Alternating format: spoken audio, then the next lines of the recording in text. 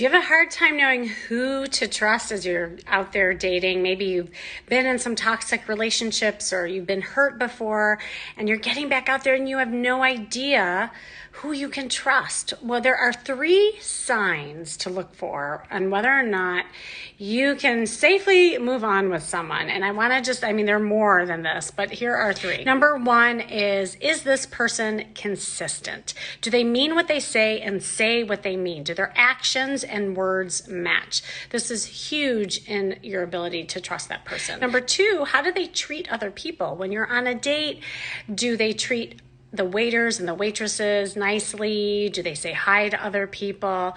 That's an important indicator on their relationships probably with the rest of the world. And third is, do you trust yourself? Are you confident within that you can be present and really just be open to connecting? A lot of times when you've been hurt, your guard is up and you're not allowing people to really see and feel you. But it's not until you do that, then you're going to make those authentic connections.